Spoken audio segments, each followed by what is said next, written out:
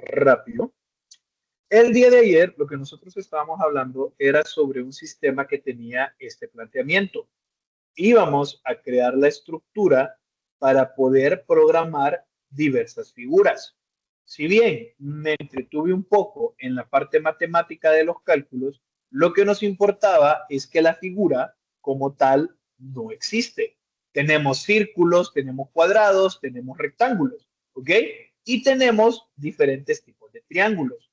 Una figura como tal tiene área y tiene perímetro, pero dependiendo de la figura, el cálculo del área y el cálculo del perímetro son diferentes. Entonces, como nosotros no vamos a crear objetos, no vamos a instanciar la clase figura, conviene que la figura sea una clase abstracta. ¿Ok? Entonces, eso es lo primero. Desde aquí ya ponemos un orden. No vamos a tener en tiempo de ejecución objetos de la clase figura. No vamos a instanciar la clase. ¿Ok? Las características que debe de tener, pues, cantidad de lados, longitud de cada lado, área, perímetro. Esos atributos los van a tener todas las figuras. Área y perímetro son los campos, los atributos que forzosamente sabemos que tiene que tener nuestra clase figura. Ahora, cantidad de lados y la longitud de cada uno de esos lados es debatible. Cada figura podría almacenar su propia cantidad de lados y la propia longitud de sus lados. Pero de momento vamos a colocarlo de esta manera. Es decir, figura va a heredar a sus hijos cantidad de lados, y longitud de los lados, área y perímetro. Bien. Y obviamente, en cuanto a sus métodos, calcular área y calcular perímetro van a ser los métodos abstractos. La clase solo va a tener la cabecera de estos métodos, pero la implementación se va a dar dentro de su clase hija. En cuanto a los constructores, podemos tener constructor sin parámetros y dar un valor por defecto dependiendo del tipo de figura. Podemos tener constructores parametrizados que reciban esos valores. De los setter y los getter no tendría mucho sentido un set área y un set perímetro, porque nosotros son datos que vamos a calcular cuando implementemos estas funciones. No es que nosotros le vamos a dar el área al objeto, es que nosotros la vamos a calcular. Pero depende de cómo hagamos el análisis y de lo que nosotros deseemos y cómo acomodemos los componentes, va a salir a la luz si es necesario un setter o no. No hay que olvidar que no todos los atributos van a tener setters y getters por el principio de encapsulamiento. Y es que el setter me permite darle un valor a un campo y el getter me permite recibir el valor del campo. Si yo tengo setters y getters para todo, es como que yo tuviera un struct, no una clase, o sea, no hay privacidad, porque la privacidad que gané colocando como privado la característica de atributo, la pierdo al tener un setter y un getter para ella. Máxime porque generalmente le ponemos al setter y al getter el mismo nombre del atributo. Si tenemos un campo nombre, pues es set nombre. Una cosa diferente fuera que el campo se llamara nombre completo y que el setter se llamara set nombre. Ahí sí ya sería un poquito diferente.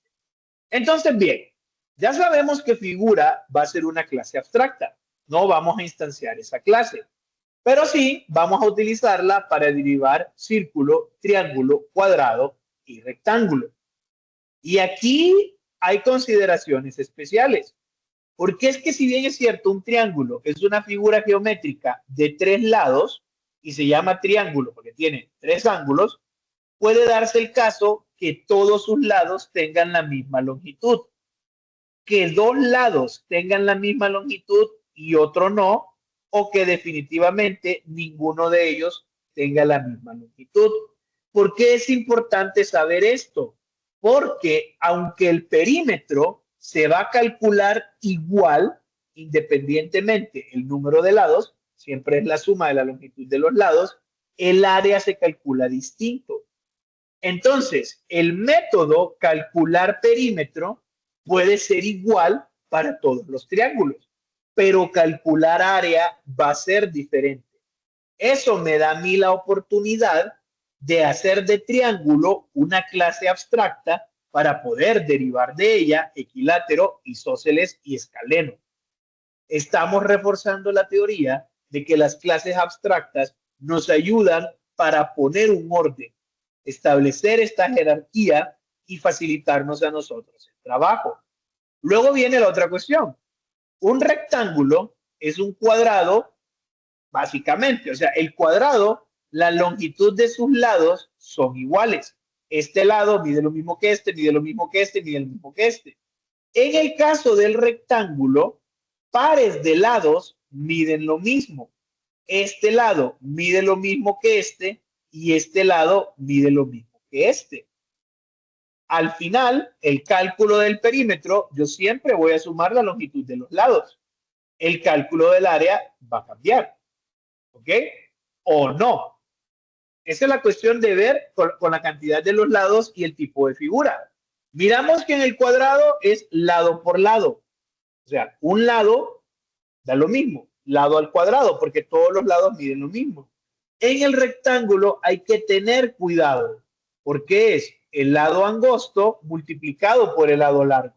Porque si yo multiplico este lado por este lado, es como que yo tuviese el área de un cuadrado. Y en el caso del perímetro, pues sí, multiplico 2 por este, es lo mismo que sume este más este, y 2 por este por este. H es altura, B es base. ¿Ok? Bien.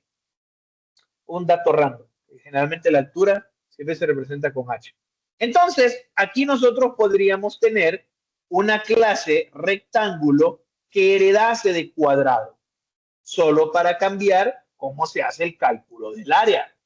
Con la diferencia que cuadrado no sería una clase abstracta, porque yo sí puedo tener cuadrados y el rectángulo es un tipo de cuadrado. En este caso, este es un triángulo, pero triángulo yo no voy a tener. Sí, claro, la herencia me dice equilátero es un triángulo, pero de este triángulo yo no tengo objetos. De ese triángulo yo no voy a tener objetos. ¿Bien? Ok. Entonces, al final, podemos utilizar este diagrama de clases para tener nosotros el esqueleto de cómo vamos a programar el sistema. Y de nuevo, ya teniendo el diagrama de clases, tenemos el 60% del sistema terminado. ¿Ok? Para repasar, el círculo vamos a tomar que tiene un lado y lo vamos a llamar radio. El triángulo tiene 3 lados y los cuadrados tienen 4 lados. Ok. La fórmula del escaleno, del área del escaleno, me exige un atributo, me exige un semiperímetro. Yo podría crear un atributo semiperímetro propio de escaleno que no lo tendría isósceles y no lo tendría equilátero. La otra consideración final acá es que yo estoy teniendo una estructura de datos lineal para ver las longitudes de los lados. Si ustedes se fijan, yo estoy manejando los lados, ¿ok? Estoy manejando los lados mediante un array. Entonces, aquí la cuestión es que yo pude no haberle dado a figura estos atributos y que este tuviera cantidad de lados, cantidad de lados, cantidad de lados, cantidad de lados, y este tuviera radio, este lado 1, lado 2, lado 3, este lado 1, este lado angosto y lado ancho. Se los pude haber dado así. Yo me fijo que aunque las longitudes de los lados es diferente, cantidad de lados es igual. Entonces pude haber elevado cantidad de lados aquí y dejar que cada cual usara sus lados. Pero si cada cual está usando sus lados, puedo prescindir de la cantidad de lados. Esa es una decisión de diseño que ustedes van a tener que tomar. Es decir, o sea, yo puedo tener los lados en cada figura y figura solo dejarla con área y perímetro. Hay muchas maneras de ver los sistemas, hay muchas maneras de interpretar la realidad. Usted agarre una en la cual se complique menos o se le dé mayor comodidad sin violar los principios del paradigma de programación orientada a objetos. ¿Bien? ¿Ok? Perfecto. Entonces, al final de la clase de ayer, nosotros hablábamos del polimorfismo. Polimorfismo como sobrecarga de métodos, es decir, yo puedo tener varios métodos con el mismo nombre y diferenciarlos por los atributos o por el valor de retorno. Y el ejemplo más claro, los constructores. Pero también puedo tener un polimorfismo dinámico, y es que puedo permitir a diferentes objetos actuar de manera distinta cuando reciban el mensaje. ¿Cuál mensaje? El mismo mensaje. Es decir, aquí yo puedo tener constructor de figura sin parámetros. Aquí puedo tener constructor de figura con 2 parámetros. El método es el mismo, es el constructor. Lo que es diferente es el parámetro. Pero en cambio, yo le puedo decir al círculo calcular área y le puedo decir al cuadrado calcular área.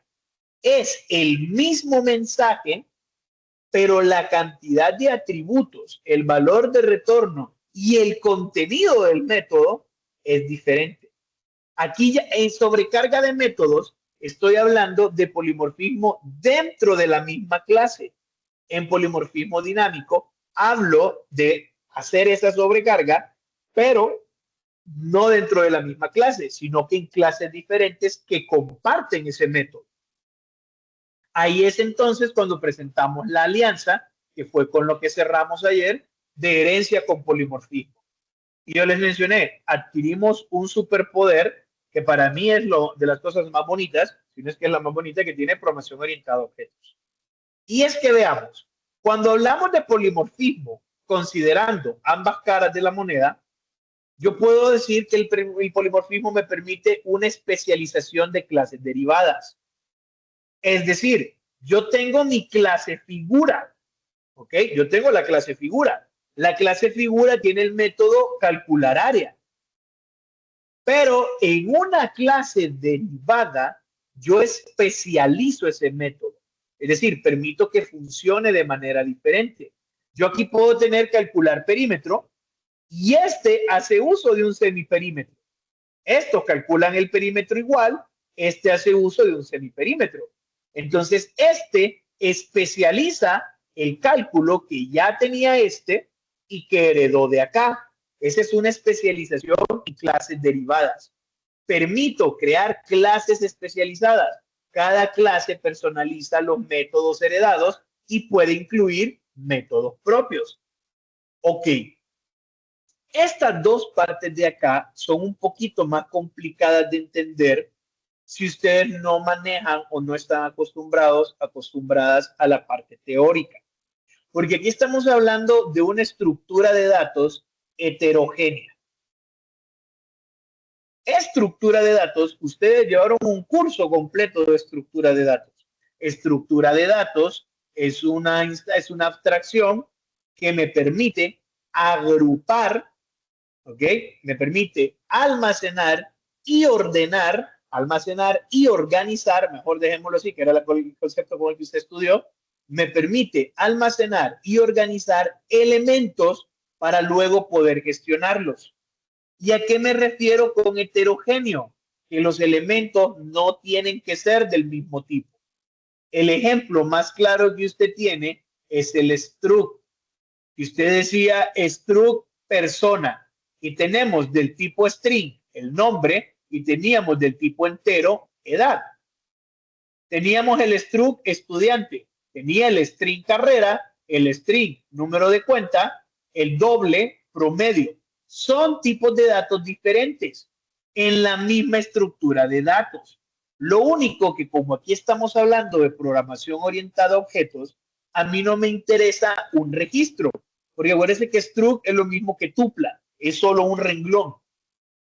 Un struct es una tupla. Cuando yo hablo de estructuras de datos heterogéneas, hablo de colecciones de datos heterogéneos, con la salvedad de que no tengo que estar comprobando si pueden estar en la estructura, porque todos son heredancios, todos son hijos, son clases derivadas, todos respetan el principio de es un. Y esto lo vamos a explicar mañana con un ejemplo, pero para poder llegar a explicarlo, tenemos que desarrollar toda la parte que estamos viendo hoy. Finalmente tenemos la gestión jerárquica de clases. Me permite crear colecciones estructuradas fácilmente extendibles. Permite enriquecer la jerarquía con el mínimo esfuerzo. ¿A qué te refieres? Yo aquí tengo una colección jerárquica. Tengo una colección de figuras. Yo puedo en todo momento agregar una nueva figura. Puedo agregar un hexágono, puedo agregar un pentágono, puedo agregar un eicosano, puedo agregar figuras geométricas. Y es relativamente sencillo, porque lo único que yo tengo que hacer para cada una de ellas en este contexto es la sobrecarga de estos dos métodos. Entonces, me permite agregar nuevas clases a mi jerarquía de manera sencilla. Si este es un sistema financiero y esta es una cuenta, tengo cuenta de ahorros, cuenta retirable, cuenta de ahorros. Puede ser retirable y de aportaciones. Cuenta de cheques, cuenta en divisa extranjera, puede ser en dólares, puede ser en euros. Y ahí, o puedo tener un tipo para que me diga el tipo de la divisa junto con la tasa. Pero yo puedo tener diferentes tipos. De ahí vengo y quiero agregar una cuenta mancomunada. Lo único que tengo que hacer es agregarle esa clase a mi árbol. Entonces, me permite agregar clases nuevas y no tengo que programar todos los métodos, porque ya estoy heredando de la clase base atributos y métodos. En este caso particular, esta es una clase abstracta, entonces no tiene métodos desarrollados. Pero si yo tuviera, por ejemplo, rectángulo dentro de cuadrado, que a este ya tiene un cálculo de cómo hace las cosas, pues entonces todo lo que yo agregue de él ya me salva de estar haciendo ese trabajo. Otro ejemplo, por ejemplo, son los juegos. Usted tiene plantas versus zombies, usted tiene una clase planta y luego dice, ok, la clase planta tiene el método atacar. Voy a agregar la primera planta, el girasol. ¿Cómo ataca el girasol? Produciendo soles. Ah, subimos de nivel. Vamos a agregar ahora el lanzaguisantes. ¿Cómo ataca el lanzaguisantes? Tirando guisantes. También tenemos los zombies. El zombie Michael Jackson, el zombie jugador de fútbol americano, etc. Yo puedo agregar nuevos elementos. Hay un juego que se llama Clash Royale de Supercell. No es patrocinio de ninguna manera. Tiene el concepto de plantas versus zombies. Usted tiene elixir para poder jugar cartas dentro de la arena. Pero si usted agrega una nueva carta, todas las cartas consumen elixir. Todas las cartas tienen una animación de ingreso. Todas las cartas tienen velocidad. Todas las cartas tienen una manera de atacar. Todas las cartas tienen una animación de destrucción. Cuando yo quiero agregar una nueva carta al juego, no tengo que programar tanto. Programo lo mínimo. Obviamente, ahorita eso de programar lo mínimo, tal vez no lo puedan vislumbrar porque no hemos terminado de ejemplificar cómo funciona esto. Esta es la más fácil, ¿ok? Yo aquí tengo un polimorfismo en un solo método. Dentro de la misma clase, tengo, por ejemplo, max de la clase math, y aquí estoy viendo que tiene diferentes valores de retorno y diferentes parámetros. Bien, cada figura, esto ya es polimorfismo dinámico, cada figura calcula diferente el área y el perímetro. Él lo va a calcular de una forma, él lo va a calcular de otra, él lo va a calcular de otra. Es siempre calcular perímetro, aquí siempre es max con diferentes parámetros, aquí es calcular área en diferentes clases. Perfecto. Podríamos crear un método leer datos, que para cada figura pida los datos necesarios. Pero yo quiero que nos acostumbremos a separar interfaces. Porque si yo le programo el círculo, leer datos, y estoy utilizando la terminal, eso va a estar lleno de system.out.println y voy a tener que tener un objeto escáner aquí adentro para interactuar solo con la terminal. Si yo después vengo y paso a una interfaz gráfica de usuario de ventanas, botones y demás, esto lo voy a tener que volver a hacer desde cero. Lo ideal es que un objeto solo me permita recibir y entregar valores. Eso sería lo ideal en este punto. Vamos a hablar de eso más adelante.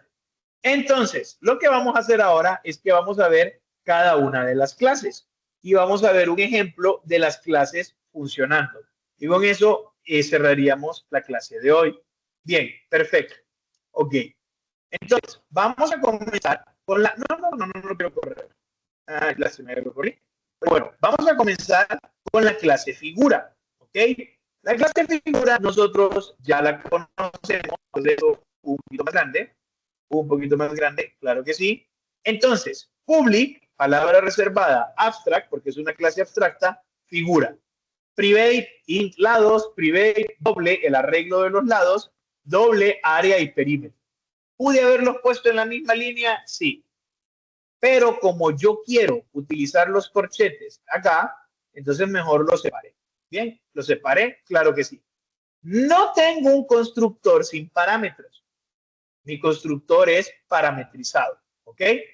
Tenemos set lados y set, la longitud de los lados, set área y set perímetro. Y aquí volvemos con lo mismo. Set área y set perímetro me está exigiendo a mí que le coloque el valor del área y el perímetro. Pero esos deberían de ser calculados. Esos deberían de ser calculados. No debería yo de poder modificar esto. Entonces, aquí hay mucha tela que cortar sobre cómo lo voy a manipular yo. De momento, lo voy a dejar.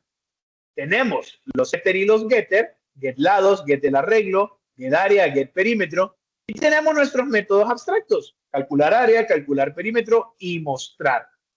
Otra consideración, acordémonos que los nombres de las variables tienen que ser descriptivos. Los comentarios no me tienen que explicar completamente lo que hace una función o lo que hace un campo. Los comentarios están precisamente para observaciones adicionales. Pero si la esencia de la característica depende del comentario, posiblemente estoy utilizando un nombre ineficiente. Voy a buscar algo más descriptivo. ¿Ok? Vamos a ver la clase círculo. Clase círculo, claro que sí, hereda de figura. Su constructor, por defecto, el que no tiene parámetros, vean que lo que hace es que manda a llamar al constructor del papá y le dice que solo tiene un lado y le manda un arreglo con un elemento y el valor de ese elemento. Y ojo con esto, el operador new. Nosotros lo utilizamos en estructura de datos para manejo de memoria dinámica. Y es que eso precisamente es lo que estamos haciendo acá. El hecho que el lenguaje de programación me permitiese a mí instanciar un arreglo de esta forma, voy a venir para acá, voy a venir para acá, voy a quitar esto para acá, que me permitiese a mí decir int números y que luego yo le puedo dar así las posiciones, ¿ok? Es una ventaja, porque dándole yo los elementos me intuía el tamaño. No tenía que ponerle el tamaño. Eso significa que yo puedo, de manera casi en ejecución, darle el valor. Es precisamente lo que estoy haciendo acá. Lo que yo estoy haciendo acá es que estoy creando en variable, en memoria dinámica, una estructura de datos lineal del tipo doble de longitud 1 con el valor 1.0. Pero vean que no tiene nombre. No tiene nombre porque es una variable dinámica. Esta variable dinámica se pasa acá.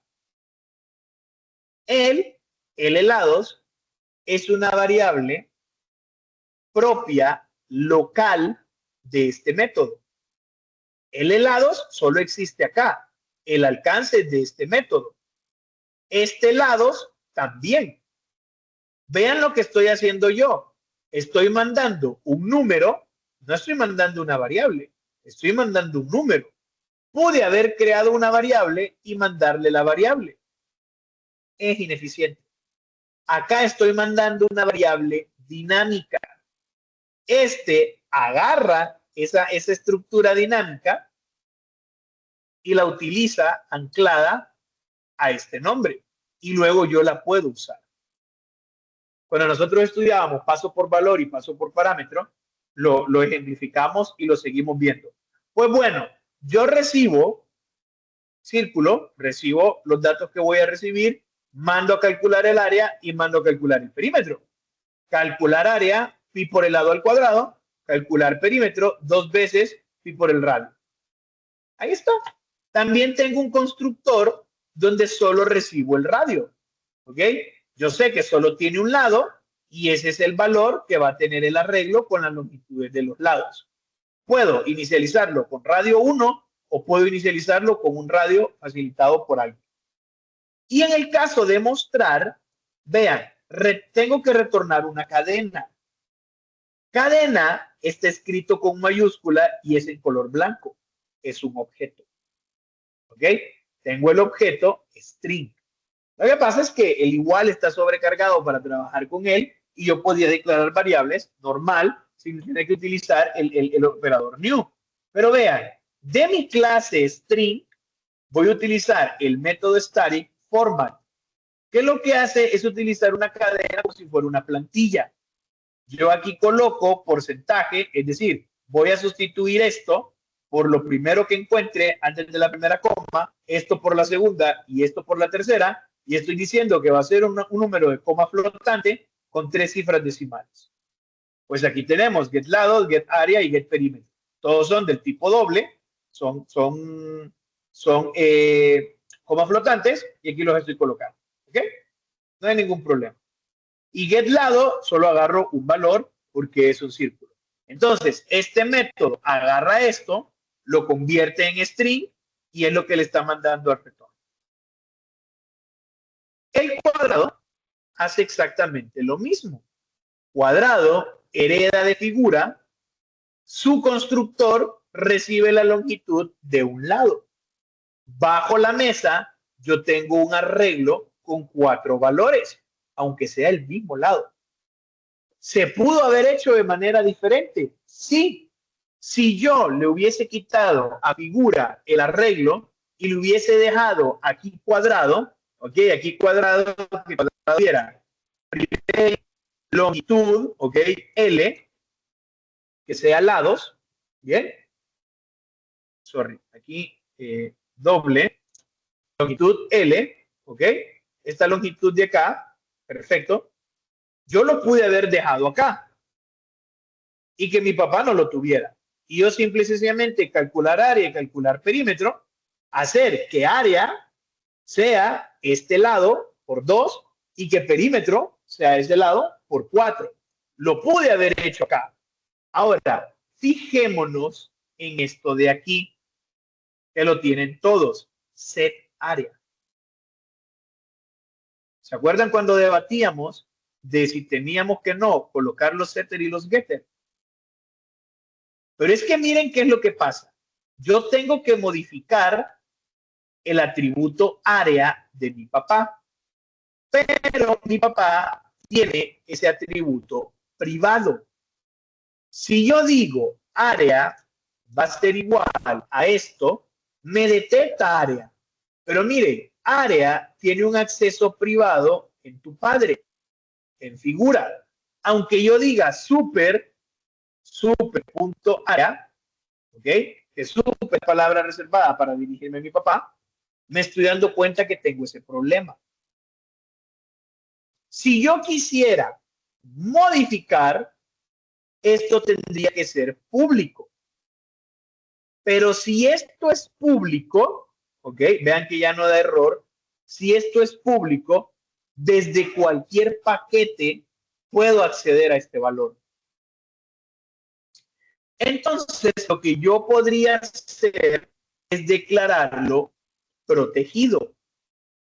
Cuando es protegido, se hereda como si fuera público, pero no se puede ver desde otro paquete. El problema, aquí tengo círculo, ve, aquí tengo figura, tiene área, ¿ok? El problema acá es que todas las clases dentro del mismo paquete, vamos a poner un ejemplo, J, nada más, yo puedo venir aquí, public static void main, claro que sí, de mi clase círculo, vamos a crear un círculo, esto va a ser igual a new círculo de radio 3, ¿ok? Yo puedo venir aquí, utilizar círculo y buscar su área. Porque como estoy dentro del mismo paquete y es protected, o sea, es protegido no a nivel de la clase y sus hijos, lo protege a nivel de paquete. Claro, desde afuera no lo voy a poder ver. Y es mejor protected que public. Pero deberíamos de evitar utilizar protected. Entonces, como no quiero utilizar protected, estoy utilizando un set que es público. Y este público sí puede acceder cuando lo heredo a esta parte de acá. Entonces, bueno, aquí incluso set área, ya lo tengo, claro que sí, set área, y listo, aquí le mando el área. Bien, eso en cuanto a consideraciones de los setters y getters. Pues nada, aquí tengo el rectángulo.